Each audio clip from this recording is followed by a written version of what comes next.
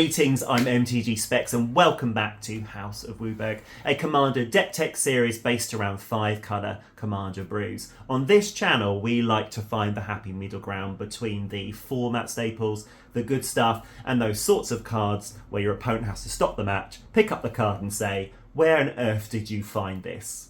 Just tell them you found them on this channel. And today we're looking at the nefarious, the twisted, the ominous, yes I have a thesaurus, Omnath, Locus of All. Omnath, Locus of All is a WUBRG commander with black Phyrexian mana, meaning he can come out on turn 4 if you would like to pay 2 life instead of the black in that casting cost. And his text reads, if you would lose unspent mana, that mana becomes black instead. At the beginning of your pre-combat main phase, look at the top card of your library. You may reveal that card if it has 3 or more coloured mana symbols in its mana cost. If you do, add 3 mana in any combination of its colours and put it into your hand. If you don't reveal it, put it into your hand. So this completed Jelly Bean seems to want us to go in one of 2 directions. Direction 1 would be leaning into the fact that we can build up a ton of mana and then put that mana somewhere because we can stockpile it throughout the game. Any unspent mana becomes black. Instead, we're thinking X-Spell Tribal, we're thinking Omnath into a Seedborn Muse, untapping our lands during every other opponent's upkeep, tapping our lands again, stockpile the mana into a huge Torment of Hailfire. Other X-Spells, I've put some on the screen. See if you can identify what those X-Spells are and pop them into the comments. Little quiz for you. We can add a Doubling Cube, Braid of Fire, Chromatic Orrery, build up a ton of mana and end the game. Or direction 2 is focusing on leaning into coloured magic symbols, a sort of Ramos Dragon Engine build with charms and ultimatums. It's kind of devotion to multicolour. Couldn't think of a commander that wanted you to play cards with lots of coloured mana in the cost, apart from maybe the gods from Theros. This is a really unique commander, and it lets our 5 colour decks play 1 colour pip intense cards like True Conviction, which has 3 white in its casting cost. Because remember, the coloured pips in their cost do not have to be different colours.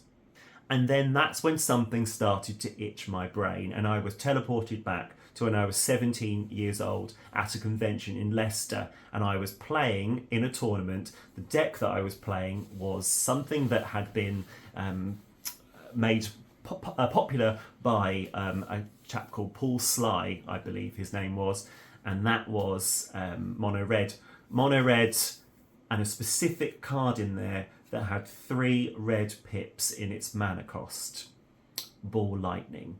And the fact that there are so many cards like Ball Lightning that have 3 coloured mana symbols in their mana cost. And then I looked at Omnath and all his many arms, and of course there was only one possible conclusion. We're going bowling. That's right, we're going to cram our deck full of creatures with haste that have 3 coloured mana symbols in their casting cost. We're then going to cast enchantments and creatures that double their power, and when they've gone to the graveyard, because that's what happens to most of these types of creatures, you sacrifice an end of turn, we're going to bring them back with different recursion cards that have got 3 coloured mana symbols in their casting cost. And it's okay to have that restriction because that's how we roll at the House of WUBRG. That's bowling pun number 1. And of course, we aren't going to avoid the stockpiling part of this as well, because that gives us multiple angles for reducing costs. Even reducing costs that won't go into an X spell, like the cost to equip something or the cost to pay for a companion. Because instead of just making a budget version of this deck, which involved me making the lands cheaper, I decided to impose another deck building restriction on myself, where 3 is the magic number. We're popping Obosh into the budget version of this deck because, I mean, it all makes perfect sense to me. Omnath wants us to look at cards that have 3 or more coloured mana symbols in its mana cost. Obosh wants us to play with odd converted mana costs, and also costs 3 as a companion to put into our hand. It's just like that bit in the Matrix where Morpheus says that he's got 3 captains and he sees 3 objectives, and that's not a coincidence. It's the same with this. Omnath just screams the number 3. So you get 2 deck lists with me today. You get the Obosh deck list where everything is an odd converted mana cost, and you get another deck list where we're leaning into the coloured pips in our casting costs. It's an aggressive strategy. We're going to be wiping the board with cards with 3 coloured mana symbols in their mana costs. And then we're going to be taking pot shots at our opponents, and they'll think, oh, you can't block with any of your creatures and they're all in the graveyard, and then along comes our recursion spells to bring all of them back out. By that point, we have set up one of our damage doublers, which there are a few in the deck, to make those cards which have power greater than their mana costs, you'll see those in a second, hit really hard. Let's begin with our hard hitters. Most of the cards in this deck have haste, haste being one of the most effective mechanics in the game.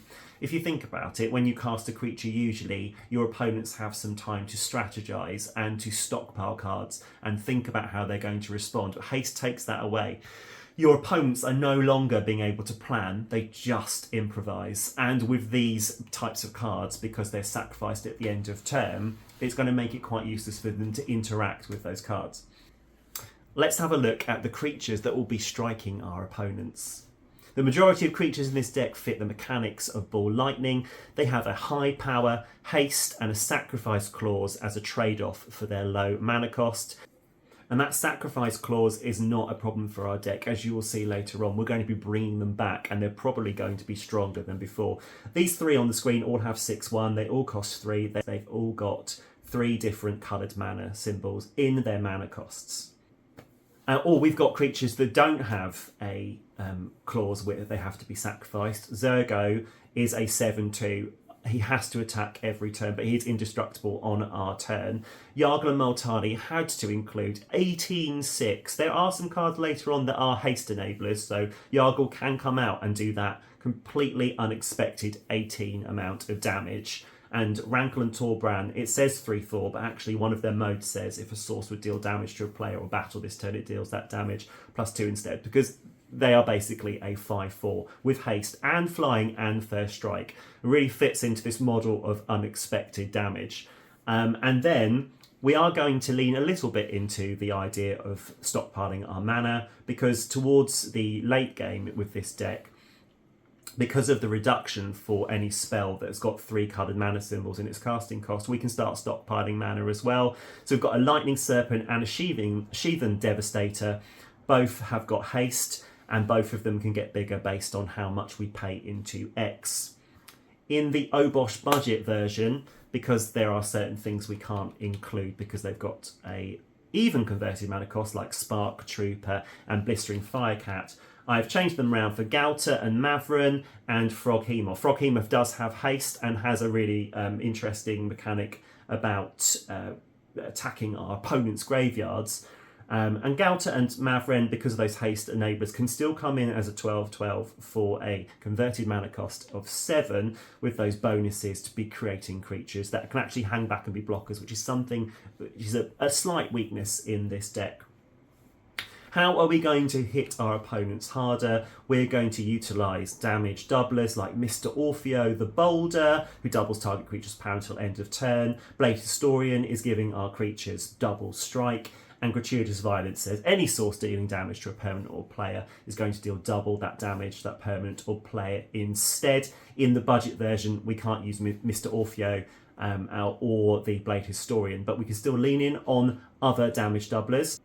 And what do we do when our creatures end up in the gutter? We bring them back with a range of fantastic recurring spells that have got 3 coloured symbols in their mana costs. Dawn of the Dead has that negligible loss of 1 life each upkeep to bring a creature back during our upkeep and remove it from the game at the end of the turn. It gains haste as well. Mimic that, which costs 3 and has an activated ability of 3. Both of those can be paid for with our stockpiled black mana, and creatures, instead of dying, can be exiled, imprinted onto the Mimic that, and it can create a token of that creature every single turn. Kroxa and Kunoros can take advantage of the fact that our graveyard is filling up with creatures that are sacrificed at the end of the turn. It enters the battlefield or attacks. We exile 5 of the cards from our graveyard to return a creature card from our graveyard to the battlefield.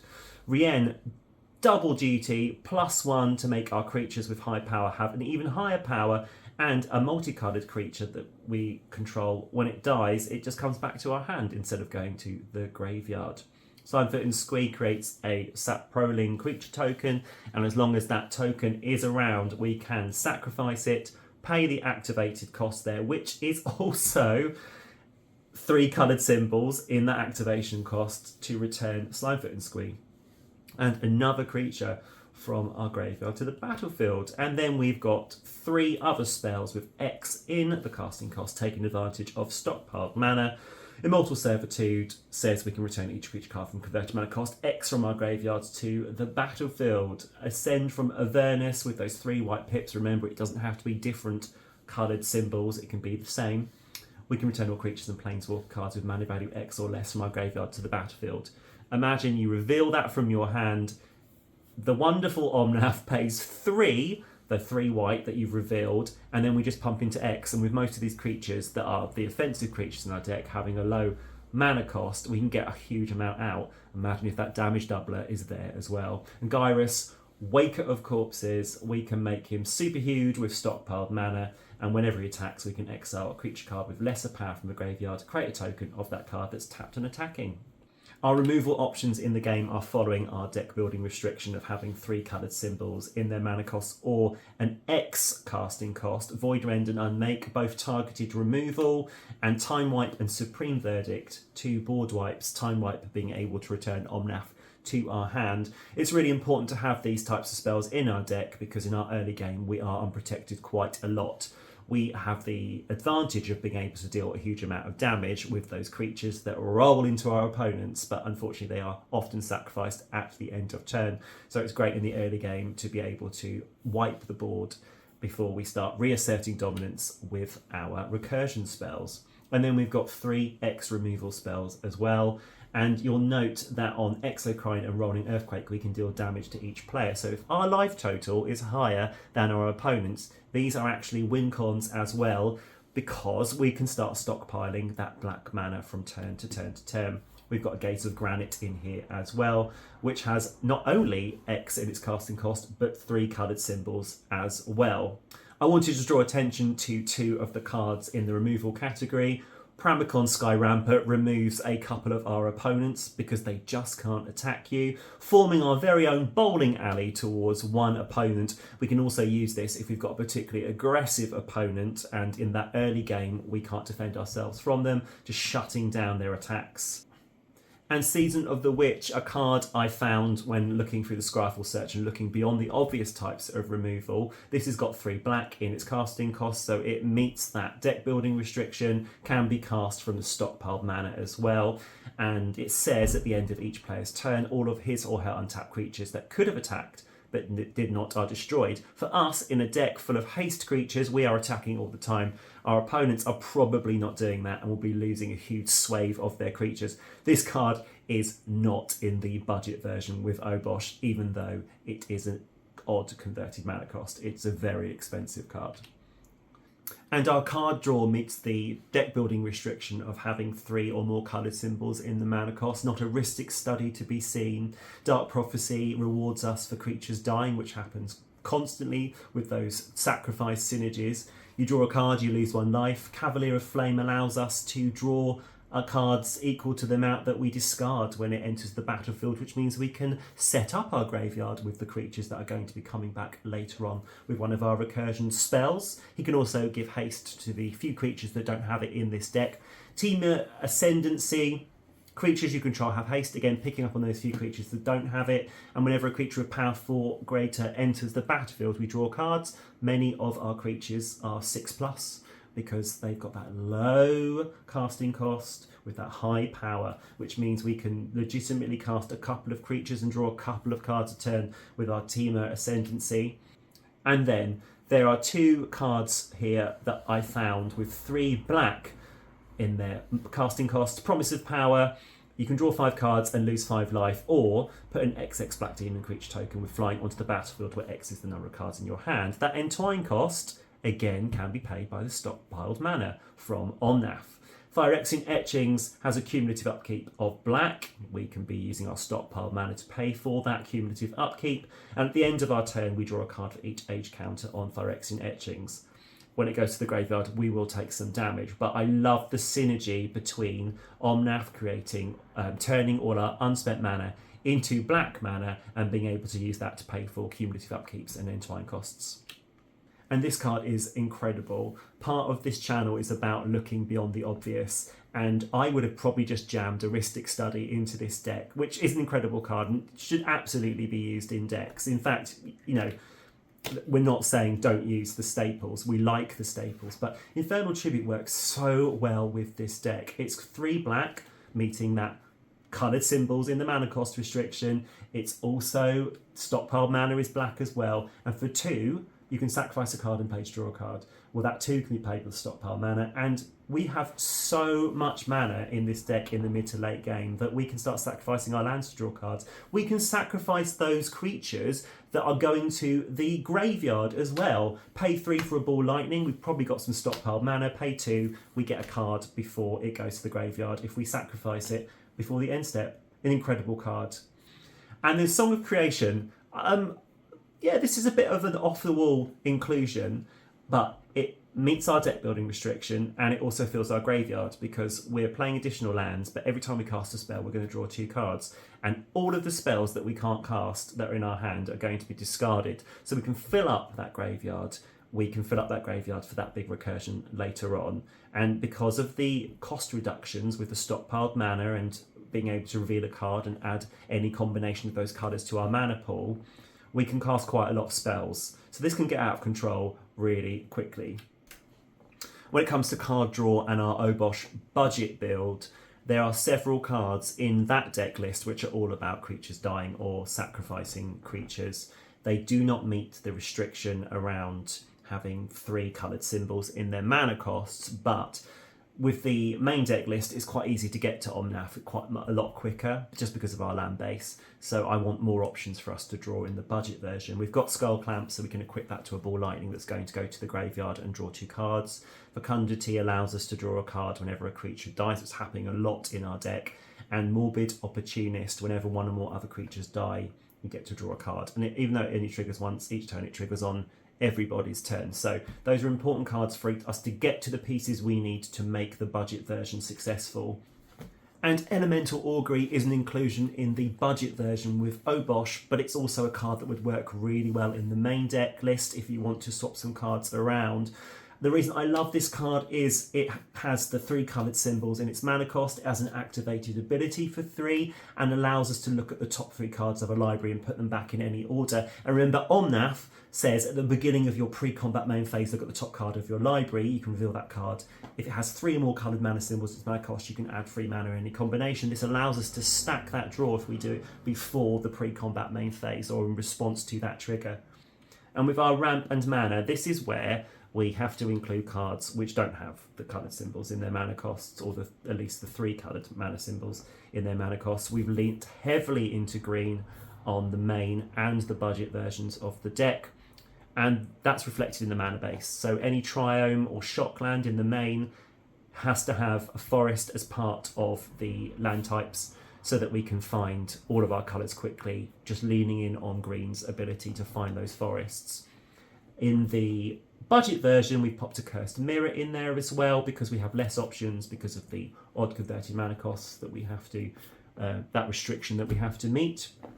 The main deck list has got these 3 standouts for generating mana and ramping us through our spells. Ognis, the Dragon's Lash, rewards us for playing with haste creatures. Bolas's Citadel gives us that cost reduction for paying life on the top card of our library, and Titan's Nest, which is a card I absolutely adore from Ikoria, which lets us do lots of different things. We can have a look at that top card. Has it got 3 or more coloured symbols in its mana cost? No. Pop it into the graveyard so that we get the trigger with Omnath. It might be a creature that we want to recur later on, put that into the graveyard.